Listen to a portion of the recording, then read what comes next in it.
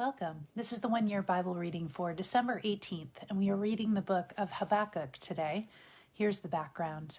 Habakkuk looks at his native Judah, observes the violence and injustice on every hand, and cries out to God with some perplexing questions.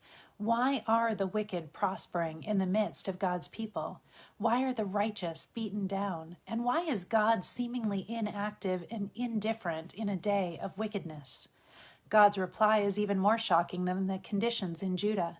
God assures his prophet he is doing something. The Chaldeans, a people even more corrupt than God's chosen nation, are about to descend as God's rod of chastening. When Habakkuk reacts with shock and dismay, God patiently instructs his messengers until at last the prophet is able to respond with a psalm of praise. I will rejoice in the Lord. I will joy in the God of my salvation. This is the message that the prophet Habakkuk received from the Lord in a vision. How long, O Lord, must I call for help, but you do not listen? Violence I cry, but you do not come to save. Must I forever see this sin and misery all around me? Wherever I look, I see destruction and violence. I am surrounded by people who love to argue and fight. The law has become paralyzed and useless, and there is no justice given in the courts. The wicked far outnumber the righteous, and justice is perverted with bribes and trickery. The Lord replied, Look at the nations and be amazed. Watch and be astounded at what I will do, for I am doing something in your own day, something you wouldn't believe even if someone told you about it. I am raising up the Babylonians to be a new power on the world scene. They are a cruel and violent nation who will march across the world and conquer it. They are notorious for their cruelty. They do as they like and no one can stop them. Their horses are swifter than leopards. They are a fierce people, more fierce than wolves at dusk. Their horsemen race forward from distant places. Like eagles, they swoop down to pounce on their prey.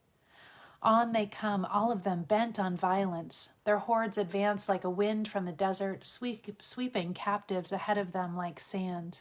They scoff at kings and princes and scorn all their defenses. They simply pile ramps of earth against their walls and capture them. They sweep past like the wind and are gone, but they are deeply guilty, for their own strength is their God. O Lord, my God, my Holy One, you who are eternal, is your plan in all of this to wipe us out? Surely not. O Lord, our rock, you have decreed the rise of these Babylonians to punish and correct us for our terrible sins.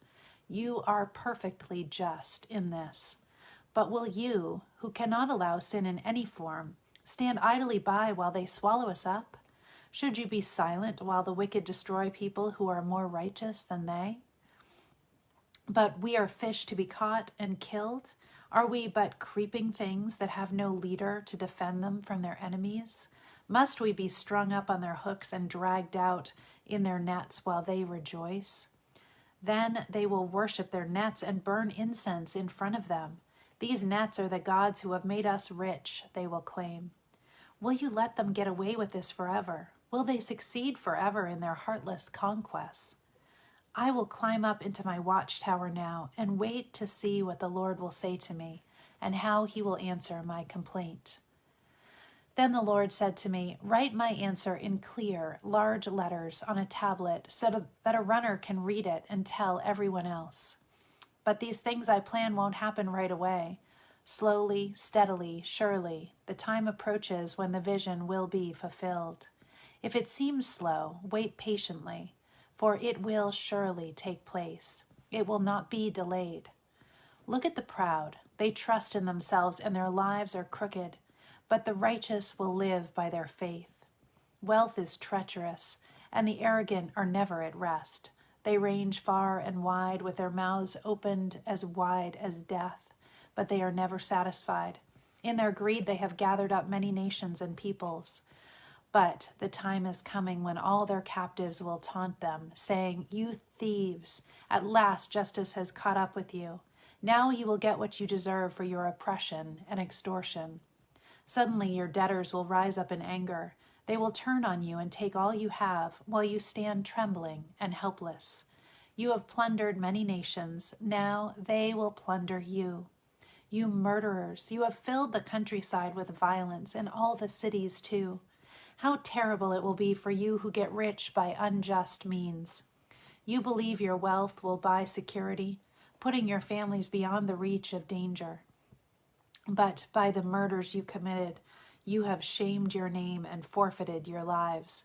The very stones in the walls of your houses cry out against you, and the beams in the ceilings echo the complaint. How terrible it will be for you who build cities with money gained by murder and corruption. Has not the Lord Almighty promised that the wealth of nations will turn to ashes?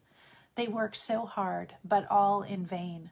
For the time will come when all the earth will be filled, as the waters fill the sea, with an awareness of the glory of the Lord.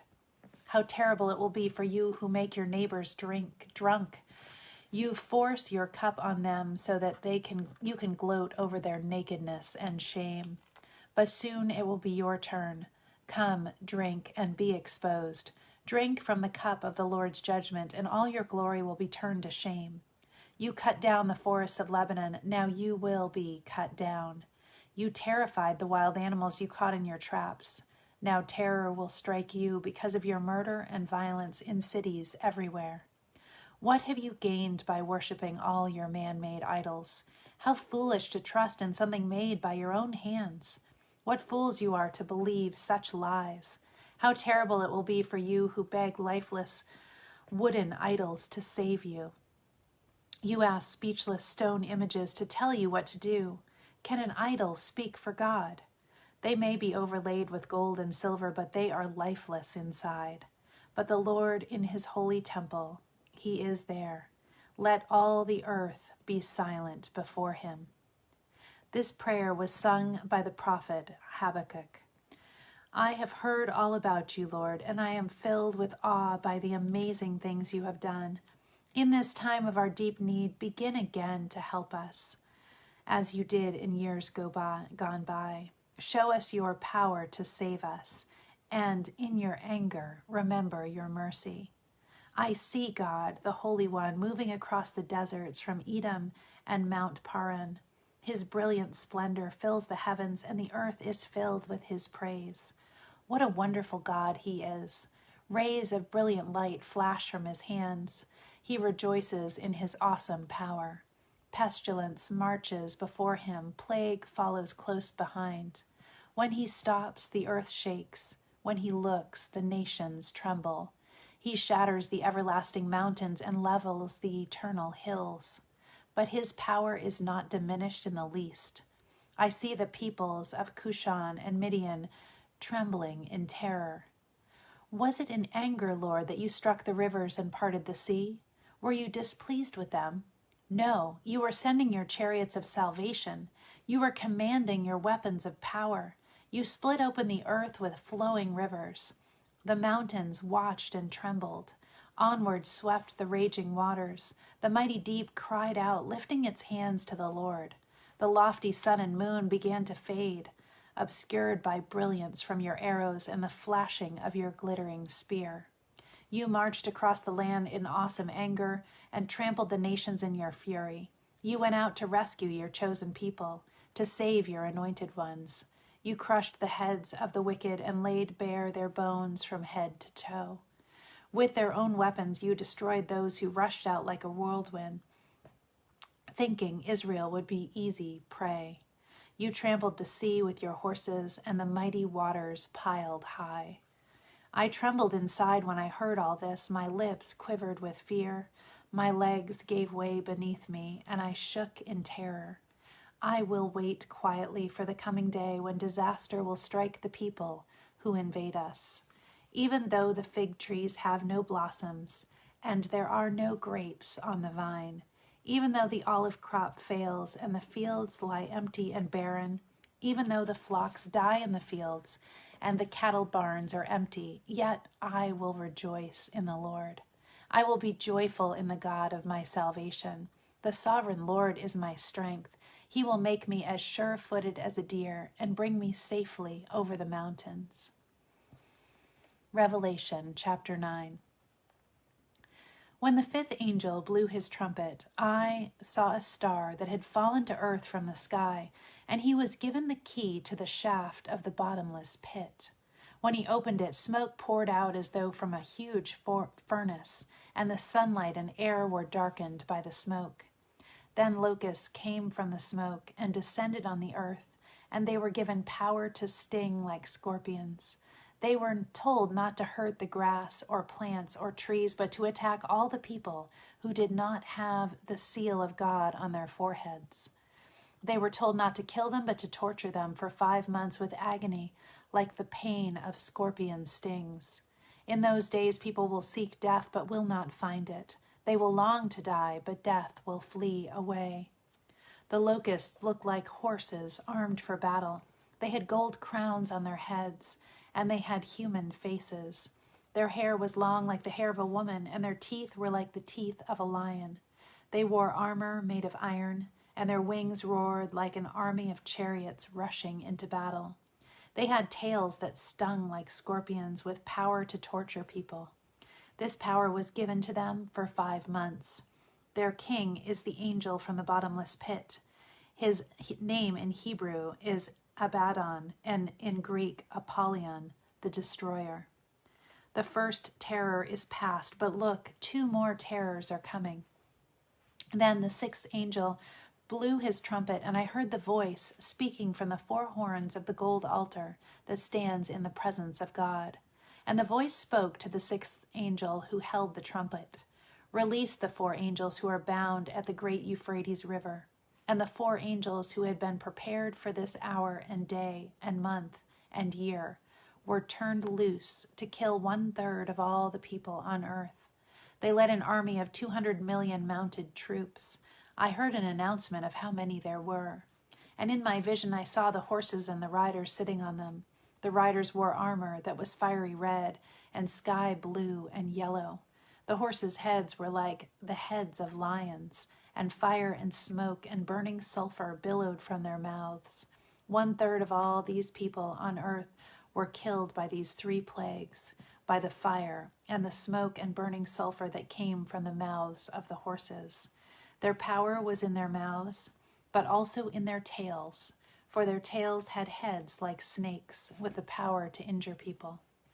But the people who did not die in these plagues still refused to turn from their evil deeds.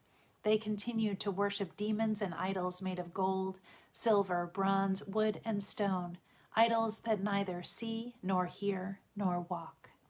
And they did not repent of their murders or their witchcraft or their immorality or their thefts. Psalm 137. Besides the rivers of Babylon, we sat and wept as we thought of Jerusalem. We put away our lyres, hanging them on the branches of the willow trees, for there our captors demanded a song of us. Our tormentors requested a joyful hymn. Sing us one of those songs of Jerusalem. But how can we sing the songs of the Lord while in a foreign land? If I forget you, O Jerusalem, let my right hand forget its skill upon the harp. May my tongue stick to the roof of my mouth if I fail to remember you, if I don't make Jerusalem my highest joy. O Lord, remember what the Edomites did on the day the armies of Babylon captured Jerusalem. Destroy it, they yelled, level it to the ground. O Babylon, you will be destroyed. Happy is the one who pays you back for what you have done to us.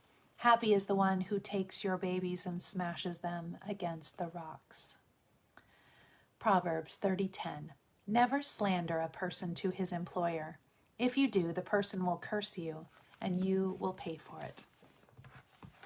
And to end today, we're back with Deitrich Bonhoeffer, and we started examining the names for Jesus, and just an encouragement to ponder each of the meanings of these names and what they mean to us.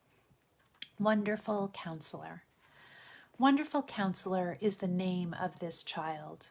But because this child of God is God's own wonderful counselor, he himself is a fountain of all wonders and all counsel. For those who recognize in Jesus the wonder of the Son of God, his every word and deed becomes a wonder. They will find in him the last deepest, most helpful counsel for all their trials and troubles. Go to the child in the manger.